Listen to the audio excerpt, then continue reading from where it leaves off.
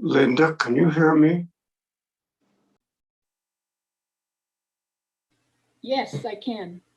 Are we going to have music?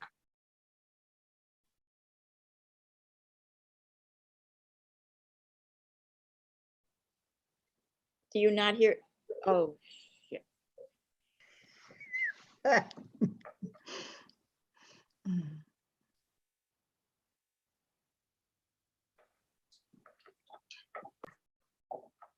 Well, we're going to skip the music.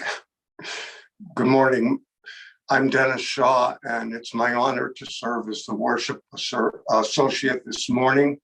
Our minister, Reverend Dan Lambert, is on a study leave until April 27th. Our progressive, welcoming, inclusive, and judgment-free congregation is a liberal religious community of diverse and free-thinking individuals. UUFCC is a spiritual community where reason and social justice matter. As people who learn, love, share, and serve together, we welcome all into our family. We begin our service each week by singing an invitation to gather together, even as we are scattered in many different places.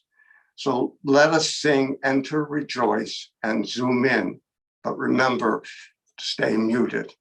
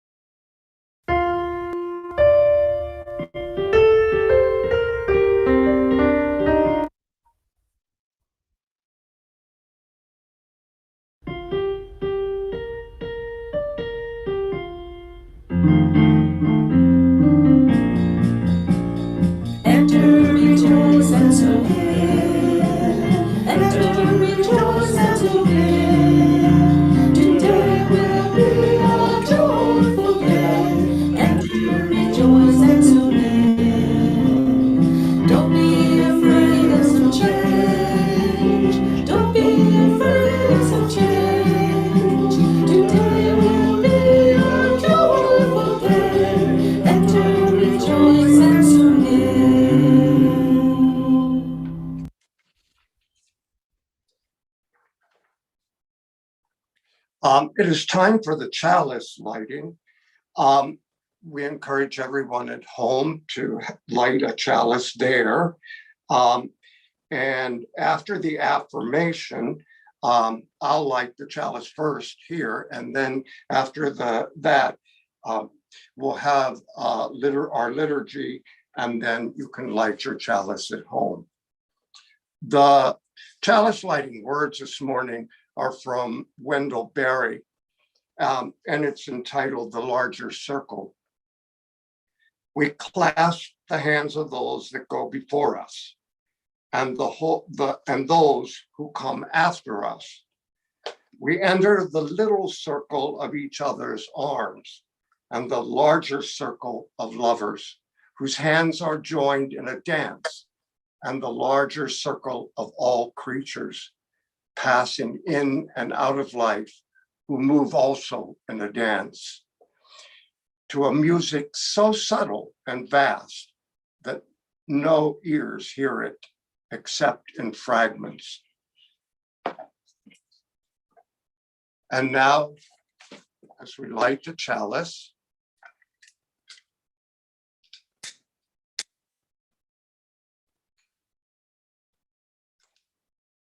let us join together in our affirmation.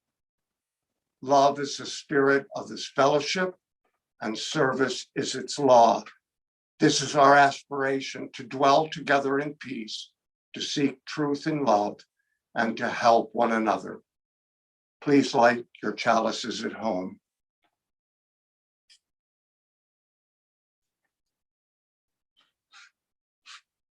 This morning's opening words come from Vandika. The piece is entitled The Legacy of Caring. Despair is my private pain, born from what I have failed to say, failed to do, failed to overcome. Be still, my inner self. Let me rise to you. Let me reach down into your pain and soothe you. I turn to you to renew my life. I turn to the world, the streets of the city, the worn tapestries of brokerage firms, drug dealers, private estates, personal things in the bag of the bag lady's cart. Rage and pain in the faces that turn from me, afraid of their own inner worlds. This common world I love anew as the lifeblood of generations who refuse to surrender their humanity in an inhumane world courses through my veins. From within this world, my despair is transformed to hope, and I begin anew the legacy of caring.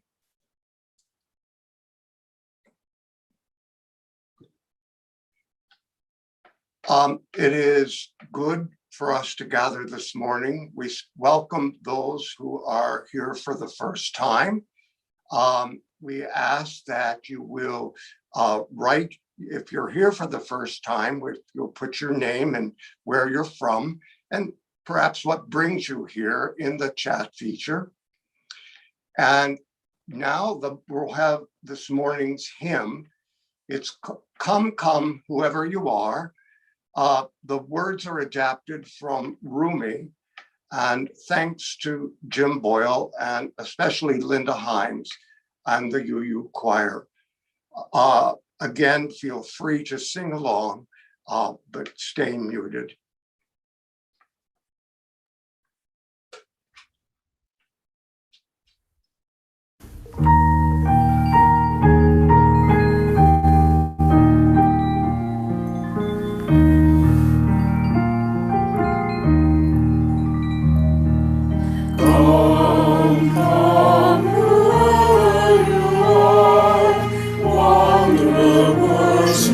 Lover of living,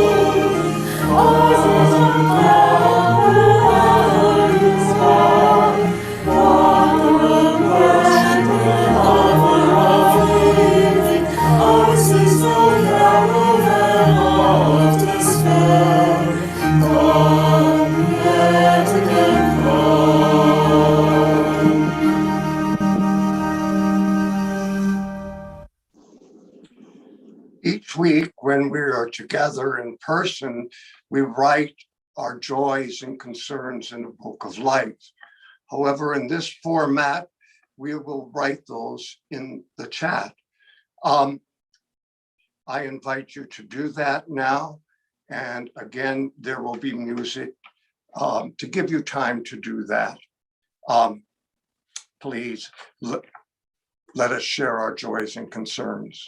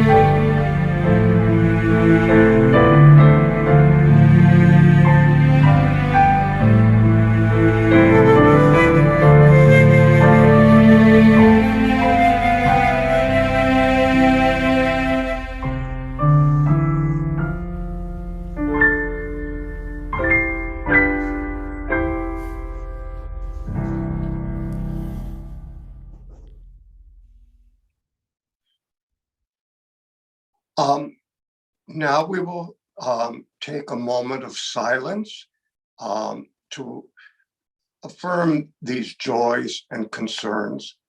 I will, following that moment, will bring us back with the ringing of the bell.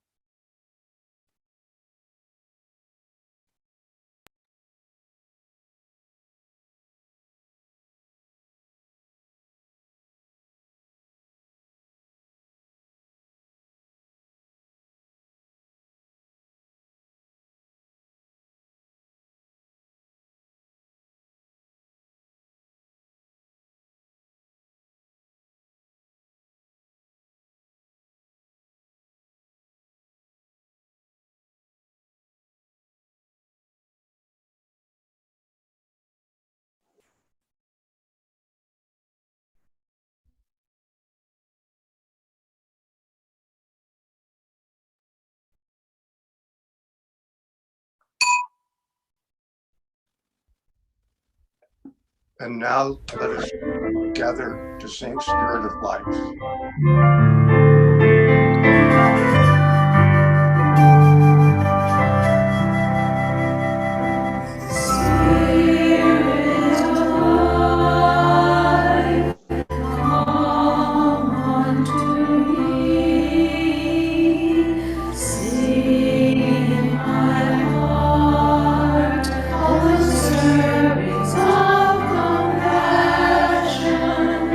Oh,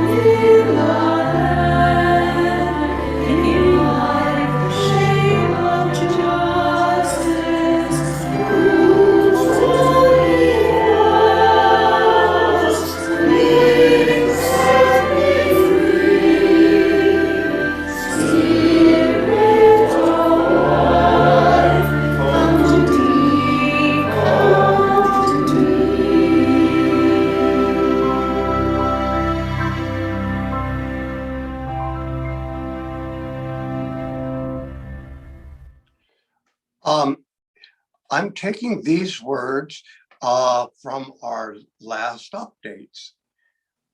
Kindness in words creates confidence. Kindness in thinking creates profoundness.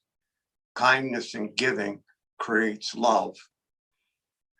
Right now, you may mail checks and pledges to the office or drop them in our mailbox or call the office to make other arrangements. But we certainly need and appreciate your ongoing support.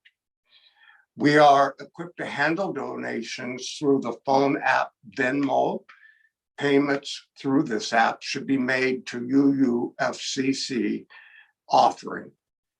If you would like your donations to apply to anything other than UUFCC operating budget, such as the minister's discretionary fund, please indicate so in the note field.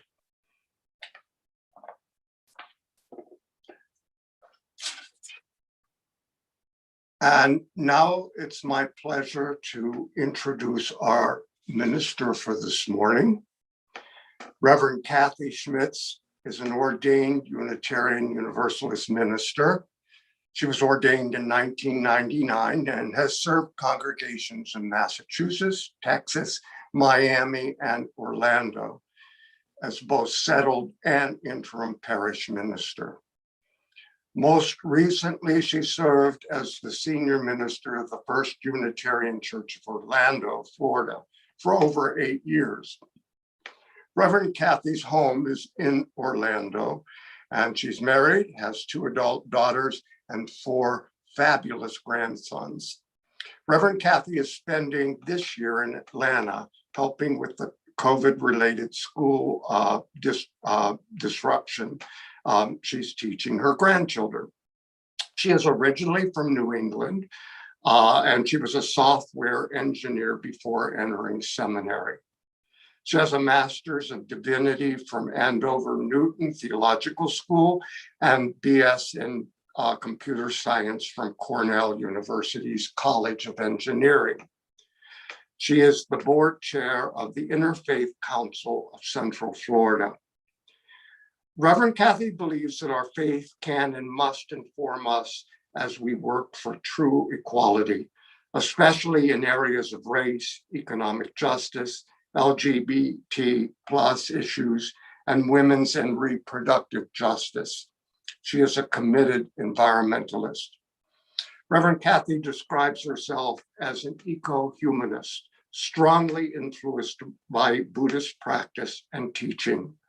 Her ministry is one of empowering individuals and communities to expand and fulfill their potential, particularly with regard to creating a more peaceful, just, and sustainable world for all of Earth's inhabitants. It is with pleasure that I welcome Reverend Kathy.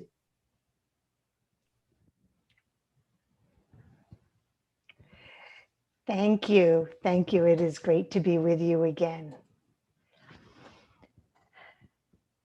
Come, come, whoever you are, wanderer, worshiper, lover of leaving.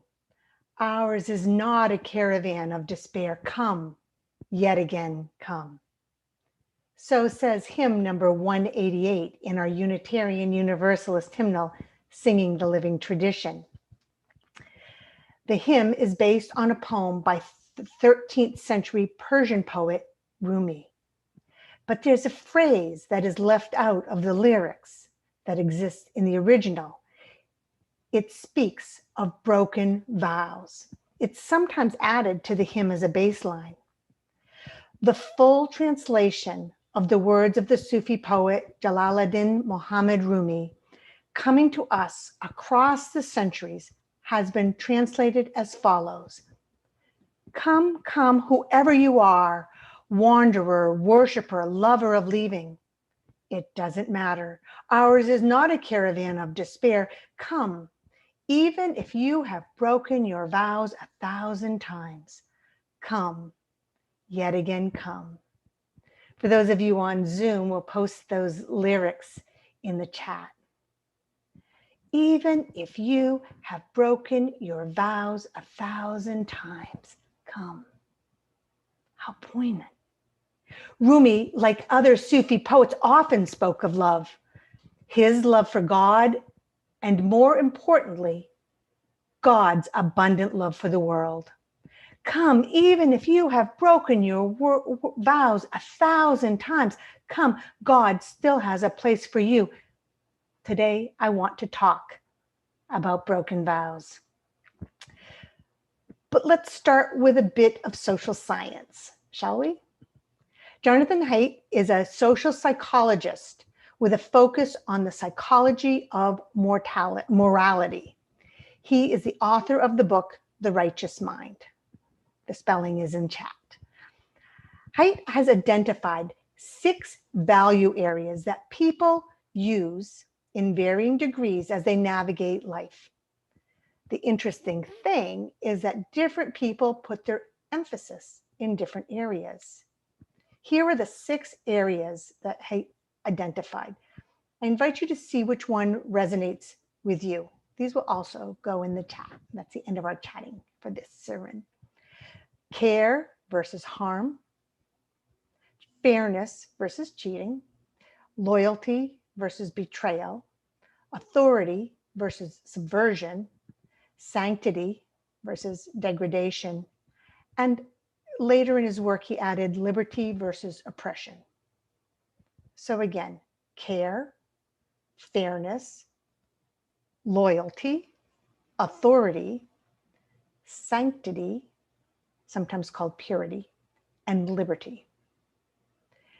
Haidt claims that all people use all of these, but that those who are classified as liberal tend to value care and fairness over the others. This can help to explain some of the divisions in our country today, some of the ways we tend to talk past each other. So, for example, if one gives priority to caring and fairness, then in the name of caring, they might buck authority. In the name of fairness or justice, they might defy a loyalty. But some who hold these values as equal might find it more difficult to buck authority or defy a loyalty. It can look to others like they aren't concerned for care and fairness. They do. There's just more tension between the values for them. Society today seems to be promoting absolutist thinking. It's either this or that. Things are right or wrong. But life is rarely that simple. We need to find the balance between the priorities that pull on us, and that includes our own values. When we're talking about breaking our vows and the promises we make, we're balancing a type of loyalty with our other values. In other words, we won't all land in the same place on everything, even if we seemingly share many basic values, even within the same spiritual community. So, I try to be true to my word, to honor my vows, to keep my promises. I'm going to assume that most of you do too. Yet my experience is that I don't always succeed. And so the question that I'm wrestling with is, what does it mean when we don't keep our commitments, our vows, our promises? In reflecting on this, I came up with 4 ways that I think it can happen. Perhaps you'll think of some others.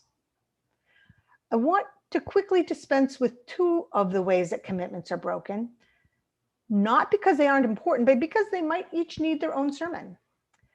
First, some people break their vows cavalierly, almost as if they had no intention of keeping them when they made them. That's not my subject for today. I would simply suggest that while we will break our promises, we would do well not to do it lightly. Our vows, our promises, our commitments are best made with intention. The other time that's beyond the scope of this morning is when our conscience requires us to break a vow. There are times when breaking our promise is a moral imperative, when we realize that our health and safety or the health and safety of others is in danger, we may not be able to keep our promises. So let's get right to the heart of it. I mean, just in blunt terms, if there are Jews in the attic or people escaping slavery in the back room, and there comes that knock on the door, we must lie, breaking our commitment to honesty, but honoring our commitment to justice. If oneself or one's children are in danger because of an abusive domestic situation, it's time to leave, breaking our vow to death do us part. If a group or organization to which we have pledged ourselves becomes dangerous, coercive, or cultish, we must not let the pledge hold us in place. For those of us who like to keep our promises, it can be difficult to turn away.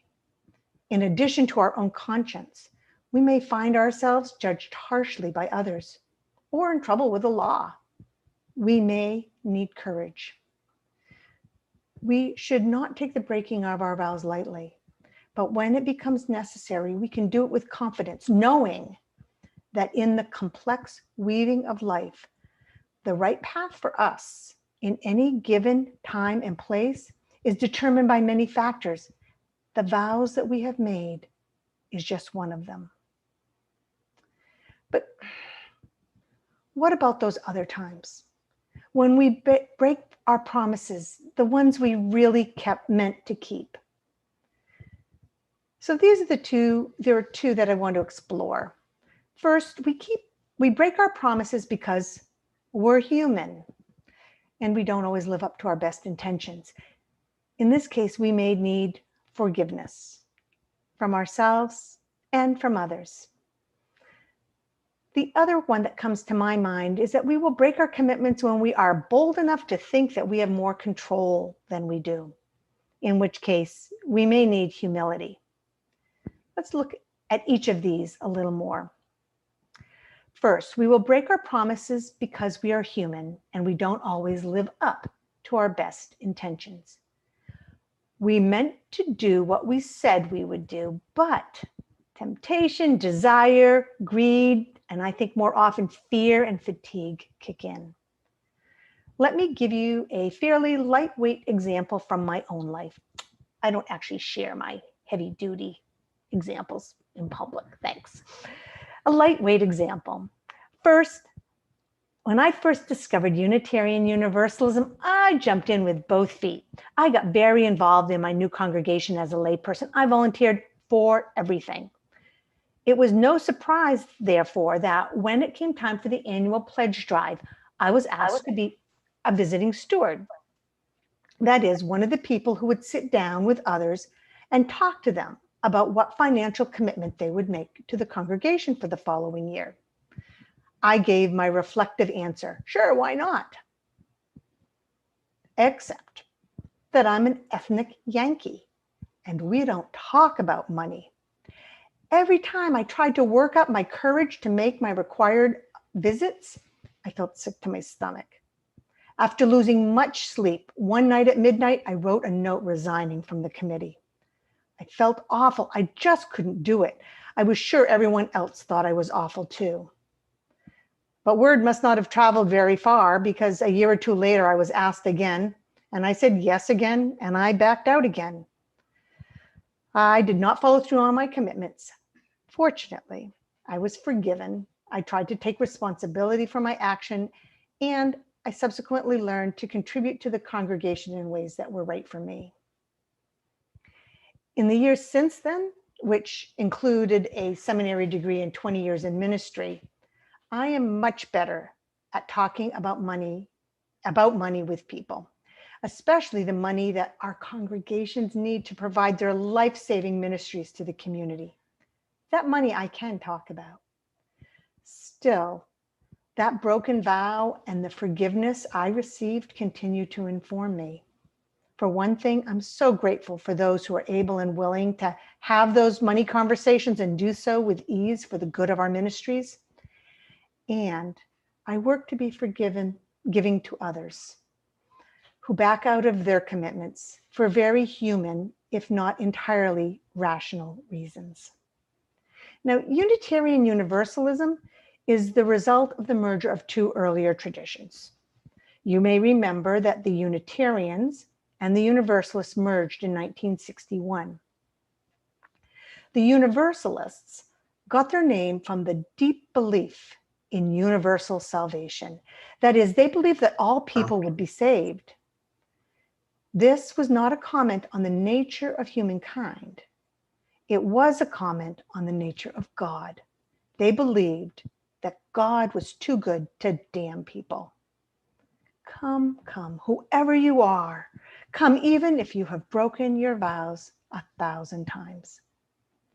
I believe those universalist roots grew into our first Unitarian Universalist principle that says, we affirm and promote the inherent worth and dignity of every person. The inherent worth and dignity of every person. Oh, and you know, some days that's a challenge. But it is a challenge which we are called to accept, to look for the good in people and to call each other back to healthy relationship. In our liberal congregations, we are not held together by creed. We do not all believe the same thing. We are held together by a commitment to be together with all of our diverse beliefs. We are held together by covenant, the promises we make about how we will be in community. Promises we make and break, and when we do, we call each other back into community, back into covenant, back into right relationship, offering each other and ourselves forgiveness and the chance to begin again in love. In a non-creedal tradition, covenant is critical. It is what we have in common. And the truth is, it can be hard work. But if we can't commit to learning to how to do this community thing together, how are we going to take our values out into the wider world where we are trying to navigate even greater variety and difference? I must acknowledge too that sometimes, even with all our work, even with all our best intentions, we can't work things out. Not all relationships last. At any given time, some people may not be willing or able to commit to the work of right relationship and covenant.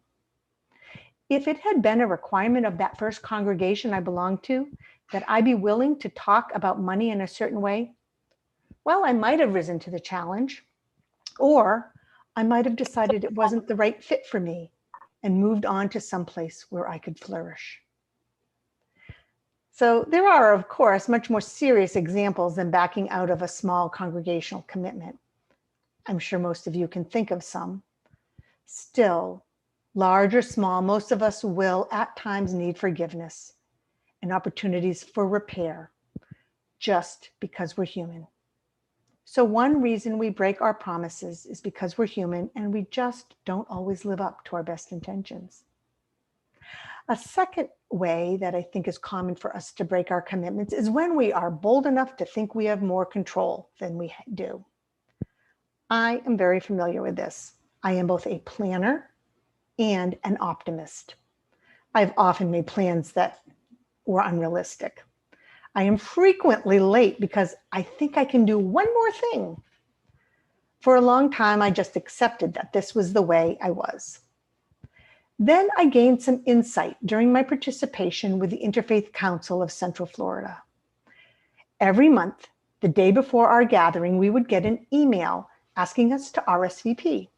I would cheerfully hit reply and say, I'll be there. Then I noticed that a number of my interfaith colleagues nuanced their replies. They said things like, I'll be there, God willing. I got to thinking about that. While I might not phrase it the same way, I came to appreciate the acknowledgement that my intentions don't always get the last word. So I switched my monthly reply to, I plan to attend. It felt like a spiritual practice, acknowledging the difference between my plans and the unfolding future, which I do not control. Around that time, maybe even inspired by it, I preached a sermon in which I took exception to a well-known teaching of Master Yoda of Star Wars fame. Now, arguing with Master Yoda is a dangerous thing to do in a Unitarian Universalist context, where many describe their theological or philosophical understanding in Star Wars terms. They believe in something akin to the Force, as in, use the Force, Luke. But there is an oft-quoted scene in which Master Yoda admonishes his student, Luke Skywalker. In frustration at a difficult task, Luke complains, "I can't, it's too big. You want the impossible." And then finally, "I'll give it a try." And Yoda says, "Do or do not. There is no try." Really? There is no try? This implies that failure is impossible or unacceptable. I fear this could discourage us from moving forward or create unnecessary shame when failure does occur. I want to know that we can do our best and learn and try again and again if needed. And Yoda says, do or do not. There is no try. But I want try as part of my vocabulary. It keeps me humble and keeps me going forward. I can tell you that some who heard that earlier sermon did in fact argue with me, and that's okay. Here I am doing it again. I suspect that if we were face to face, some of you would argue with me after the service. That's okay. Come, whoever you are, even if you have broken your vows 1,000 times. Sometimes we break our vows because of our humanness. We ask for forgiveness, we make amends the best we can, and try to do better in the future. At other times, we default on our commitments because the promises we made were too bold. They did not align with reality or the future as it would unfold. Then to the list of actions, we add a dose of humility. As part of the human experience, our building of authentic relationships and beloved community, we will make commitments and promises and take vows. May we make them with intentionality and authenticity.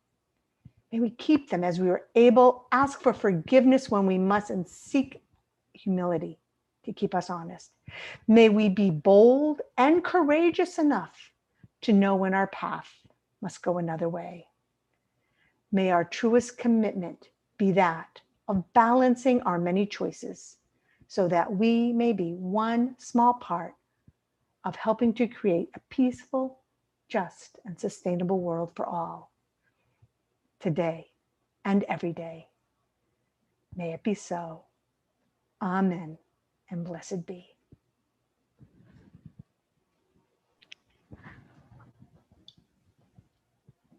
For our closing words, I have selected a litany of atonement that was written by Robert Ellis Isaacs. The response, it's actually a responsive reading, and the response is, we forgive ourselves and each other, and we begin again in love. And I would ask you to respond with these words following each line that I begin. But of course, you have to stay muted. For remaining silent when a single voice would have made a difference. We forgive ourselves and each other. We begin again in love. For each time that our fears have made us rigid and inaccessible, we forgive ourselves and each other and begin again in love. For each time that we have struck out in anger without just cause, we forgive ourselves and each other, and we begin again in love. For each time that our greed has blinded us to the needs of others, we forgive ourselves and each other. We begin again in love. For the selfishness which sets us apart and alone, we forgive ourselves and each other. We begin again in love. For falling short of the admonitions of the Spirit, we forgive ourselves and each other, and we begin again in love. For those and so many acts, both evident and subtle, which have fueled the illusion of separateness, we forgive ourselves and each other, and we begin again in love. Amen. Now it's time to extinguish the chalice, but not the light of hope, the fire of commitment, or the warmth of community. May those ideals shine in our lives and warm our hearts until we are together again.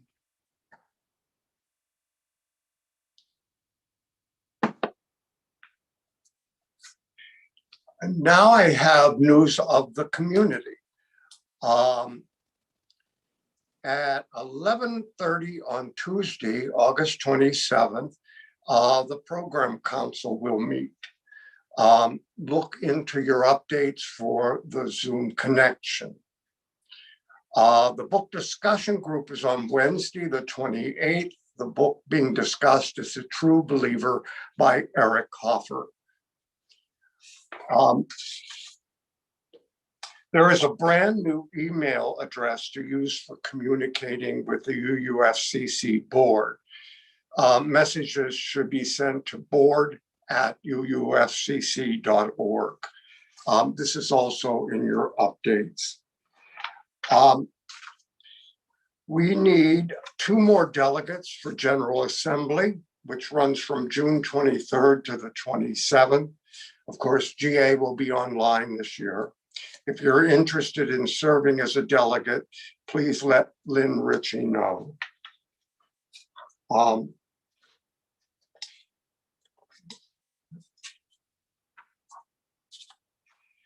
The Social Justice Committee is overseeing the Peace Garden Memorial Paver Project. If you'd like to honor a loved one or friend deceased or still with us in perpetuity, this might be a way to do it. Take a look at the pavers already in the Peace Garden and get an idea of what they look like. I also would like to share that the grounds crew has completed the new patio, which is under the pergola that has the large bougainvillea over it. We have a bench there, and this coming week, we're going down to the all-native plant store in Fort Myers to begin landscaping that area. We are looking for people to serve in our rotation as Zoom directors for Sunday services. If this interests you, you'll be trained. So send an email to Reverend Dan.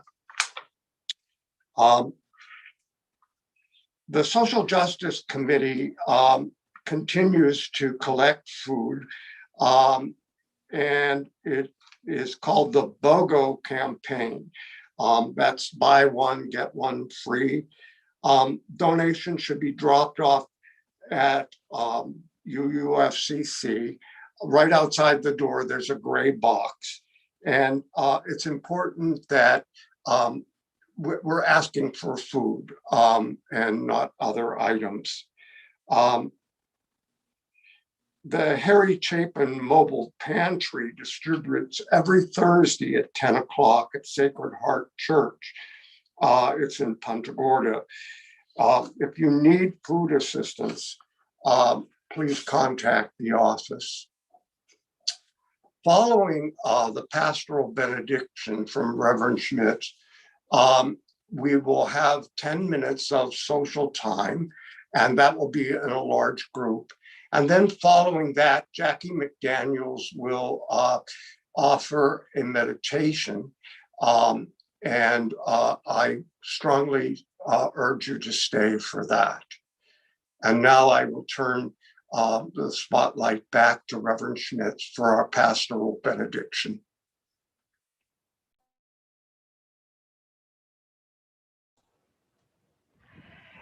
May you find in your heart love and forgiveness, humility and courage. May you share them abundantly with all you meet. May you be a blessing to the world. Go in peace.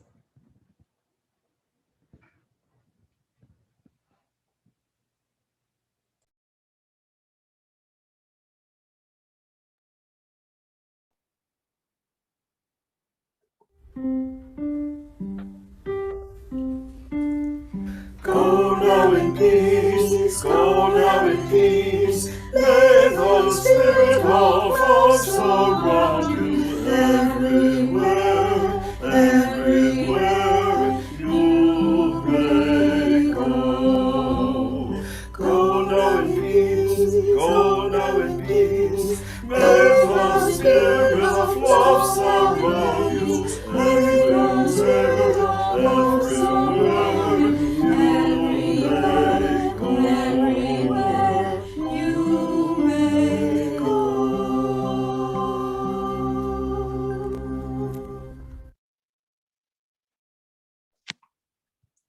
All right. I welcome you to come into the social time. So unmute and welcome.